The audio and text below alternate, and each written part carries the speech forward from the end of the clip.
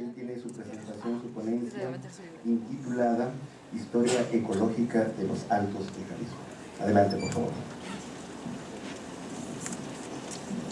Eric, muchas gracias. Muchas gracias a quienes han hecho posible este seminario. Desde hace 10 años que yo escuchaba al doctor Fábregas, al doctor Tomé, al doctor Nájera, al doctor Chamorro en el Colegio de Jalisco.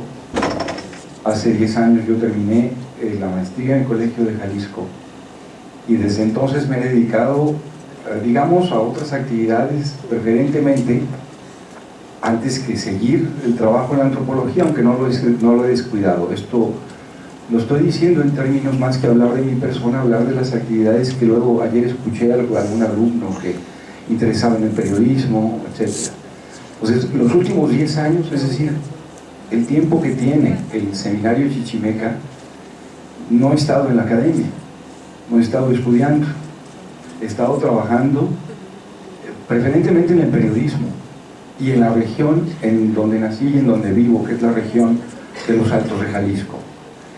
Y recuerdo que algunas de las propuestas que tenían entonces era no solo un seminario permanente de estudios, en el que se hicieran en común las cosas que han investigado, las cosas que están reflexionando, personas como quienes estuvieron ayer en las mesas. Fue un día sensacional, el día de ayer. Pudimos escuchar verdaderamente voces con una autoridad sobre lo que estaban hablando, que a mí me parece interesante, sobre todo para quienes vamos aprendiendo. Pero también la otra ventaja que decían del Seminario Permanente de Estudios de la Gran Chichimeca era que los alumnos podamos estar aquí, podamos hablar sobre lo que pensamos y sobre lo que hacemos, y la comunidad chichimeca seguramente sabrá ayudarnos a construir lo que estamos pensando. Entonces esta es la parte que me parece bien interesante. A la ponencia del día de hoy yo le puse Historia Ecológica de los Altos de Jalisco como una manera de salir del paso con el doctor Mario Alberto Nájera, que tenía que mandarle un título para las cosas que tenía que decir hoy, y yo me aprovecho de aquí para agradecerle mucho a Mario Alberto Nájera que me haya aceptado y la coordinación que ha tenido. No está el doctor Nájera, ya lo agradeceré después que esté para que lo escuche él. Pero este trabajo de historia ecológica de los Altos de Jalisco, además, puse ese nombre porque la doctora Brixi Bohem le llamó, su antología está titulada como Historia Ecológica de la Cuenca Lerma-Chapala. Y entonces, bueno, a mí se me ocurrió que sí, que si ella con todos los años que está trabajando le está poniendo, digamos, una envoltura que se llama Historia Ecológica, aunque ahora ya nos podemos confundir con eso de historia ecológica o de ecología histórica, pero si ella le llamó historia ecológica, entonces a mí me parecía un buen reto empezar por la envoltura grande, antes que empezar por las partes. Entonces yo le puse ahí para salir del paso con Mario Alberto. Yo lo que les quiero platicar a ustedes es sobre el manejo de agua en la región de los Altos, específicamente sobre la construcción de una presa. Yo quiero enfocarme en mi trabajo en el doctorado en una crónica, en un relato sobre la construcción de la presa El Zapotillo, que además ha tenido un impacto internacional. Es conocida y quiero hablar de esto. La presa El Zapotillo está amenazando, mejor dicho, los gobiernos federal de Jalisco y de Guanajuato. A partir de la construcción de la presa del Zapotillo están amenazando 3 comunidades. De hecho, una de ellas, que era una comunidad rural en donde había 30, 40 habitantes, desapareció porque la paranoia es fuerte. Acacico, que debe decir esta parte de los Altos de Jalisco, que nosotros, un servidor habitante de los Altos de Jalisco, conocía una parte de los Altos de arriba, pero los Altos escondidos, esos los descubrí de la mano de 2 antropólogos a quienes aprecio mucho y a quienes quiero dedicar el trabajo que haga yo en mi grado de doctorado, que son el doctor Andrés Fábregas y el doctor Pedro Tomé. Con el doctor Tomé prácticamente pues me encontré con el señor cura de Acacico, porque él era el propietario de las llaves de uno de los templos en Acacico, y entonces en el trabajo que hicieron Pedro y Andrés por la región de los Altos, pudimos descubrir, apoyados con ellos, como alumnos de la maestría en el Colegio de Jalisco, una parte de la región a la que no se internaba nadie, porque era sobre la barranca del Río Verde. Es una gran barranca, es un gran cañón, que podríamos pensarlo quizás con Carl Sauer como un corredor cultural, Temaca como uno de los puntos en la región de los Altos donde empieza a internarse el cañón, es decir, está a 50 metros de la superficie, no está tan profundo. Dice José Luis Loeje, el actual director de la Comisión Nacional del Agua, que lo único que sobra allí es la gente, porque la gente se puso a vivir en el fondo de una olla, y las ollas son para llenarlas de agua, entonces ahí está sobrando la gente. Ese Temaca, y ahí comienza Temacapulín, como ese pueblo, a describir geográficamente esta barranca del Río Verde, en donde ha habido intentos de construcción de presas, planes hidráulicos a pasto durante los últimos años, desde 1940 hasta ahora, y eso fundamentalmente en tres momentos. 1940-50, que la idea era construir presas sobre el Río Verde para abastecer de agua a Guadalajara, con el gran problema de que luego había que bombearla a 350 metros para subirla a la ciudad. Esto desapareció porque se encontraron con que se podía traer el agua desde Chapala de una manera mucho más fácil, y entonces se evitó, digamos, la construcción de presas sobre el Río Verde llevándose agua de Chapala. Ahora ya se habla de un segundo acueducto, que dudo que la comunidad lo deje, pero los gobiernos ya están hablando de la construcción de un segundo acueducto para traer agua de Chapala. Un segundo momento fue en los gobiernos de Carlos Salinas y de Guillermo Cosío Vidaurri, Carlos Salinas en el federal, Guillermo Cosío Vidaurri en el estatal, cuando levantaron, renovaron aquel proyecto de la Zurda, se llamaba la Zurda, el proyecto de 1950, y entonces se volvió a hablar de la construcción de la presa La Zurda. El asunto quedó nada más en un par de presas en la región de los Altos, una de ellas que da agua a Guadalajara, y la otra, pues que ahí está, nada más. No se extrae agua, no se hace ningún aprovechamiento del agua en la presa del Salto.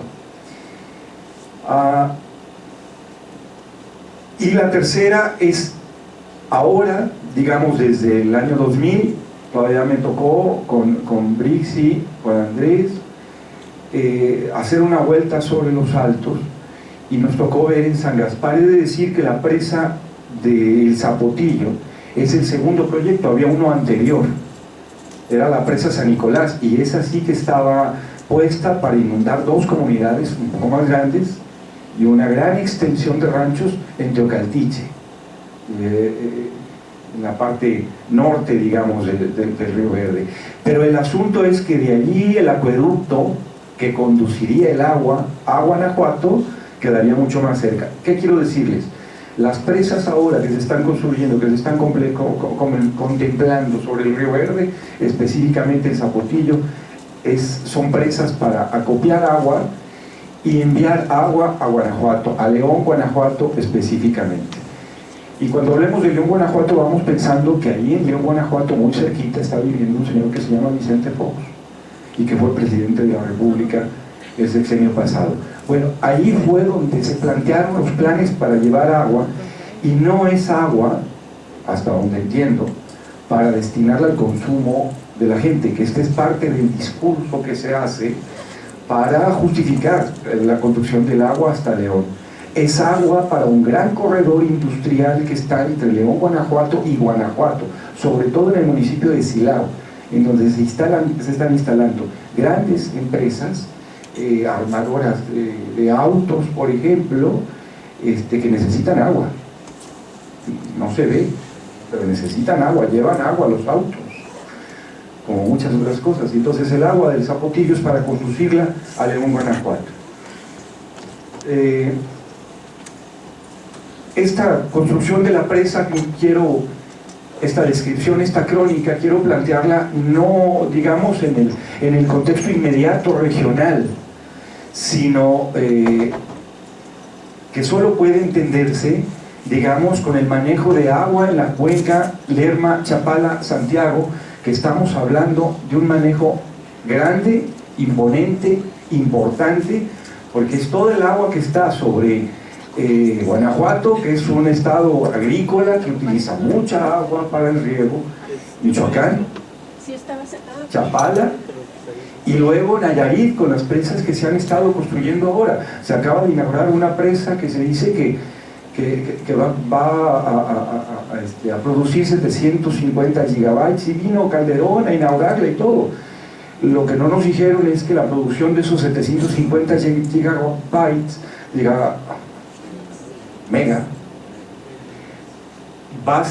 watts, va a ser solo durante 8 horas. Es decir, el acopio de agua en la presa solo da para producir electricidad a esa cantidad durante 8 horas, no hay más agua. En el río no puede acopiarse más agua. Es decir, las presas que se están haciendo, y este es en todo caso el esquema que yo estoy viendo atrás del Zapotillo, es decir, el modelo de construcción de presas como el Zapotillo, ¿es el modelo de construcción de presas que queremos en México? Vamos por ahí, es como mi pregunta fundamental desde la que estoy planteando. ¿Esto es un modelo de presas deseable? ¿La presa del Zapotillo es un indicador de lo que hay que hacer en México? A mí me interesa mucho este asunto del agua y del Zapotillo Los Altos, porque como ustedes ven están implicados, por supuesto, asuntos políticos, pero también está implicado un manejo de agua en la región de Los Altos. El doctor Fábregas anduvo, por ejemplo, en la región de Los Altos y después con Pedro, pero el doctor Fábregas estuvo en la región en 1970, y entonces lo hemos comentado que para entonces era una región totalmente distinta. El ganado se trabajaba de manera extensiva, ahora el ganado se tiene en muy pocas manos y de una forma intensiva. Las granjas avícolas son de unas cuantas manos, y las granjas avícolas necesitan mucha agua. Bueno, ya estamos hablando que en el ganado va agua, en la leche no solo el agua se le agrega a la hora de la venta, que ahora ya es una utilidad, más bien hay que agregarle leche al agua, porque el agua es más cara. Pero ahora, por ejemplo, la producción avícola, la producción de huevo, cada huevo lleva mucha agua. Las gallinas, pues se les ocurre tomarse 1 litro cada 3 días. Y si tomamos en cuenta que en una zona de 20 kilómetros alrededor de una de las ciudades de Los Altos hay 25 millones de gallinas, nos podemos dar cuenta de cuánta agua consumen. Toda esta agua la están consumiendo del subsuelo. No hay capacidad para almacenar agua arriba, porque además las escorrentías en la región de Los Altos están vedadas. Hay que permitir, la idea es que el agua pase hasta el río para acopiarse en el río. Pero luego hay otra cuestión interesante, que con la construcción de la presa, la construcción de la cortina sobre el río, no va a haber paso de agua río abajo. La CNA y la Semarnat inventaron allí una cuestión maravillosa. Lo que van a hacer es que para que exista agua corriendo, dicen ellos gasto ecológico, van a perforar pozos profundos sobre el arroyo del río para sacar agua del subsuelo, verterla sobre el cauce y que el río se vea siempre con agua. Es maravilloso en este país, cosas como estas. Las cuestiones de agua entonces en la región de Los Altos han cambiado. Hay una palabra que a mí, por eso me interesa hablar de esto aquí, porque yo prefiero que me destruyan en el seminario Chichimeca, por decirlo así, porque que disentamos, decíamos ayer Javier y yo, más que la palabra destruir, disentir, porque de ahí se va armando el asunto. Pero yo aquí es donde estoy viendo esa agua virtual donde hemos hablado. Es decir, creo que hay que hacer un balance hidrológico de la región de Los Altos. Hay que sacarle cuentas y hay que meternos números para poder hablar de cuánta agua se está extrayendo de la región de Los Altos en forma de no agua. Por otro lado, quiero platicarles también que es importante lo que se está haciendo en términos de administración de agua, y algo que estoy viendo, por supuesto, en esto es el trabajo en términos de la construcción de las presas y en términos de lo que existe en la región con el agua como factor de producción, digamos. Y por otro lado, en una parte política, yo les he descrito ya aquí la intervención de lo que hay, sin embargo me parece que no he quedado muy en la superficie, porque no es solo un manejo de agua desde la federación e interestatal entre Jalisco y Guanajuato. Los municipios juegan un papel importante. Por ejemplo, mientras se ha estado discutiendo la construcción de la presa del Zapotillo en la región de Los Altos, los municipios de la región no han dicho ni pío, y es que todos son del PAN, pueden ser del PRI. El caso es que son del mismo partido que está arriba de ellos, es decir, en el gobierno federal y en el gobierno estatal. Si un municipio de gobierno municipal dice algo en contra de lo que está haciendo el gobierno federal, seguramente se le castiga, como ha sido con el presupuesto. Y entonces el silencio de los municipios dice mucho en este juego político. Lo mismo que el silencio de los empresarios, o en todo caso el apoyo de los empresarios. Ahora mismo en Temacapulín, en esa población allá abajo, perdida en el fondo de la barranca, lo que el gobierno federal y los empresarios han encontrado, empresarios metidos en el gobierno estatal incluso, lo que encontraron ahí fue tierras. Déjenme platicarles esto. Si nos remitimos a finales del siglo XVIII, José Menéndez y Valdés hace una descripción de la Nueva Galicia. La cantidad de pequeños propietarios, porque así lo señala él, propietarios de tierras, la cantidad de propietarios en toda la Nueva Galicia, mejor dicho, la cantidad de propietarios solo en la región de Los Altos, excepto el Lagos de Moreno, donde hay latifundios, pero sí en la parte del sur, la cantidad de propietarios allí, individuales, diríamos ahora pequeños propietarios, es la mitad de los pequeños propietarios en toda la Nueva Galicia. Es decir, desde el siglo XVIII estaba repartida y distribuida en manos individuales la tierra, excepto en la barranca del Río Verde, que es exactamente lo que están buscando ahora, porque el gobierno del estado se encuentra tierra en la barranca, y es tierra que no tiene escrituras, aunque sí tiene dueños. Lo que pasa es que los dueños no pueden decir que son dueños. El aspecto legal está jugando un papel muy importante en esto. Digamos que es como si pudiéramos construir nosotros una casa desde el tejado. Es decir, vamos construyendo una casa desde el techo. Primero hacemos el techo, luego le hacemos las paredes y luego le hacemos el piso. Eso es más o menos la construcción a partir de lo legal.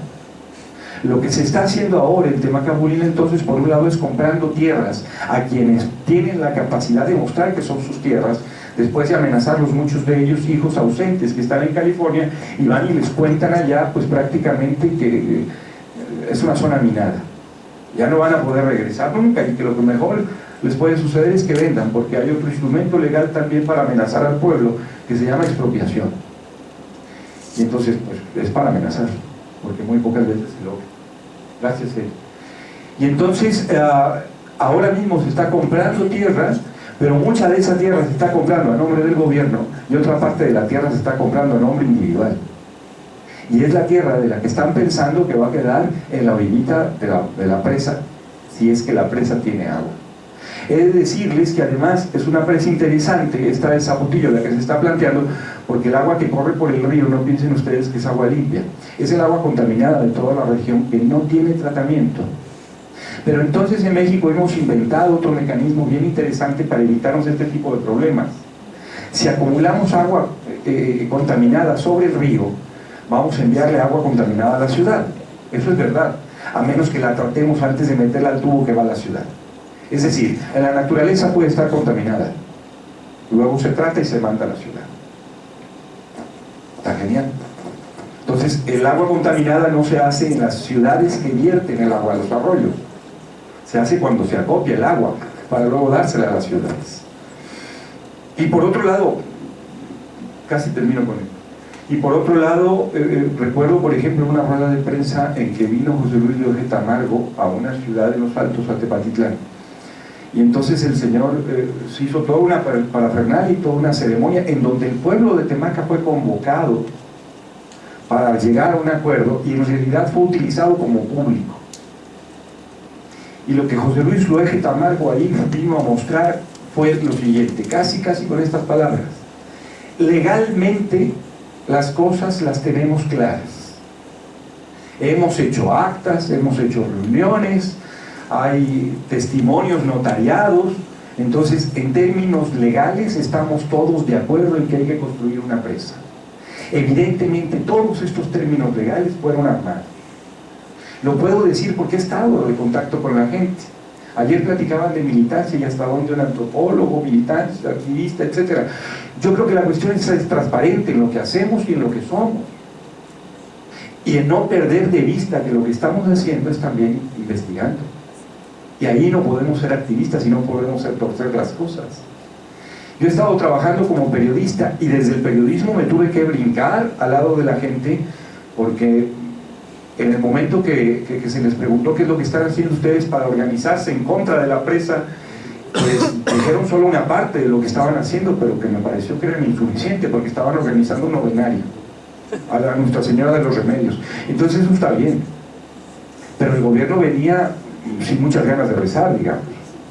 Entonces me metí con la gente, me metí a apoyar a la gente y a comenzar a animarlos a que se organizaran para que se defendieran.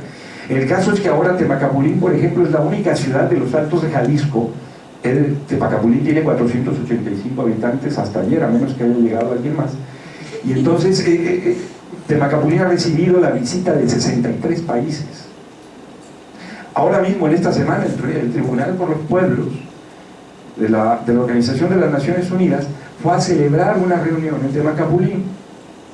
Y ahí se reunieron movimientos sociales de toda la República. Es un punto de referencia importante para una lucha social, Temacapulín. En esto se ha construido, pero se ha construido no tanto por los efectos de la gente, sino por las ONGs y los particulares, que como luego hubo alguien de las personas de Temaca dijo, a lo mejor no la han hecho o no los han podido ver en otros ámbitos y vienen y se ponen aquí para aprovechar las cámaras de la visión que aquí vienen, y entonces eso pues les da otra dinámica, ¿no?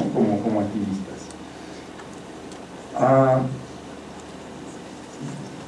Creo que la parte importante, y con esto termino, otra de las partes importantes es un manejo ideológico que estoy viendo del Estado en la construcción de presas. Es decir, prácticamente ahora tendríamos que agradecerle al gobierno que está interviniendo con construcción de presas, porque si leemos los mensajes de lo que dice el gobierno, tanto el gobierno de Guanajuato como el de Jalisco y el federal, es necesaria la intervención del ser humano en la naturaleza para que la naturaleza funcione bien.